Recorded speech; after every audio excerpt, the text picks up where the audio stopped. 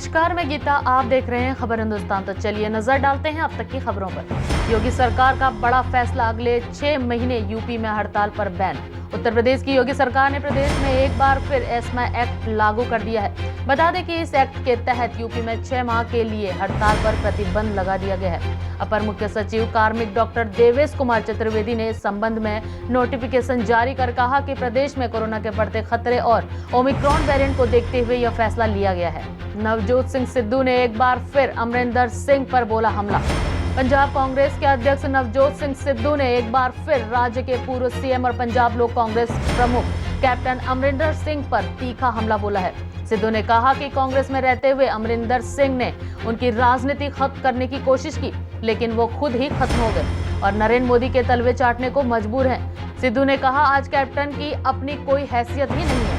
महाराष्ट्र मंत्री गुलाब राय पाटिल को हेमा मालिनी का जवाब।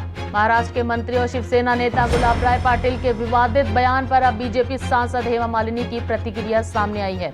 उन्होंने कहा कि यह ट्रेंड कुछ साल पहले लालू जी ने शुरू किया था, इसलिए सब लोगों ने इसे इस्तेमाल किया। अगर सामान्य लोग ऐसा बोले तो समझ में आता है, लेकिन यदि संसद के सदस्य ऐसा बोले तो यह ठीक नहीं है। उद्धव सरकार में मंत्री गुलाब राय पाटिल ने अपने विधानसभा क्षेत्र की सड़कों की तुलना एक्ट्रेस हेमा मालिनी के गालों से करते हुए कहा कि मेरी चुनौती है कि जो व्यक्ति 30 साल से विधायक है वह मेरे घर की ओर आए। अगर सड़कें हेमा मालिनी के गाल की तरह नहीं तो मैं इस्तीफा दे दूंगा। राहुल गांधी ने लद्दाख पर लोकसभा में पेश किया स्थगन प्रस्ताव। संसद का शीतकालीन सत्र जारी है, ऐसे में अभी तक 12 राज्यसभा सांसदों के निलंबन का गतिरोध खत्म नहीं हो रहा है, जिसके चलते संसद में विपक्ष का हंगामा लगातार जारी है। अब कांग्रेस सांसद राहुल गांधी ने लद्दाख को राज्य दर्जे के लिए चर्चा की मांग करते हुए लोकसभा में स्थगन प्रस्ताव पेश किया है। कांग्रेस नेता ने भारत के संविधान की 6ठी अनुसूची में लद्दाख को राज्य का दर्जा और शामिल करने पर चर्चा करने के लिए लोकसभा में स्थगन प्रस्ताव नोटिस दिया है। दिल्ली के सीएम अरविंद केजरीवाल ने उठाई बूस्टर डोज की मांग। दिल्ली में कोरोना के नए वेरिएंट ओमिक्रॉन के बढ़ते खतरे को देखते हुए सीएम अरविंद केजरीवाल ने केंद्र सरकार से अपील की है कि केंद्र उनको बूस्टर डोज लगाने की अनुमति दे। दिल्ली के पास इसके लिए पर्याप्त इंफ्रास्ट्रक्चर है। जिन लोगों को वैक्सीन की दोनों डोज लग चुकी है उन्हें बूस्टर डोज दी जाए। सीएम ने कहा कि दिल्ली में 90% लोगों को सिंगल डोज लग चुकी है। वोटर आईडी आधार जोड़ने वाला बिल पेश, शशि थरूर ने उठाया सवाल।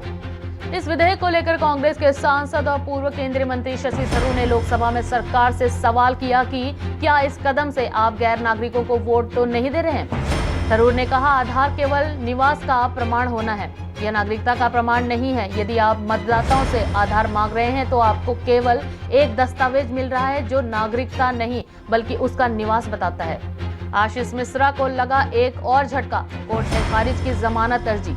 लखीमपुर खीरी कांड के मुख्य आरोपी केंद्रीय गृह राज्य मंत्री अजय मिश्रा टेनी के बेटे आशीष मिश्रा को एक और झटका लगा है। सत्र न्यायालय ने आशीष मिश्रा की जमानत याचिका को खारिज कर दिया है। जमानत के लिए दाखिल की गई अर्जी के कागजों में गलती के चलते कोर्ट ने प्रार्थना पत्र को अस्वीकार किया। बता दें कि अब आशीष मिश्रा को फिर से जमानत के लिए कोर्ट में अर्जी दाखिल करनी होगी।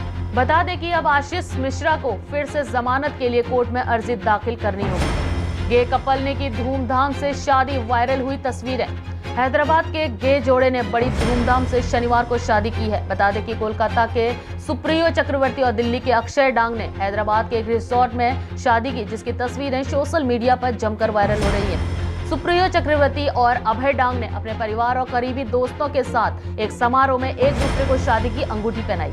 बीजेपी सांसद साक्षी महाराज बोले, अखिलेश यादव को अभी सीखने की जरूरत। उन्नाव से भाजपा सांसद साक्षी महाराज रविवार को फिरोजाबाद के जसराना पहुंचे थे, जहां पर उन्होंने मीडिया से बात करते हुए सपा प्रमुख अखिलेश यादव को लेकर कहा कि वे हमारे प्रिय हैं, लेकिन उन्हें और सीखने की जरूरत है। इसके अलावा उन्होंने उत्तर प्रदेश विधानसभा चुनाव को लेकर दावा किया कि उनकी पार्टी प्रचंड बहुमत के साथ सरकार बनाएगी। बॉलीवुड एक्ट्रेस ऐश्वर्या राय की ईडी के सामने पेशी।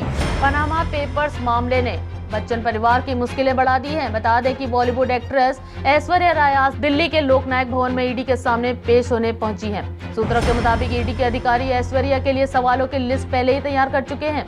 आपको बता दें कि पनामा पेपर्स मामले में भारत के करीब 500 लोगों के शामिल होने की बात सामने आई है, जिसमें नेता, अभिनेता, खिलाड़ी, बिजनेसमैन, हर वर्ग के प्रमुख लोगों के नाम हैं। तो ये थी अब तक की खबरें। अगला अपडेट पाने के लिए देखते रहिए खबर हिंदुस्तान।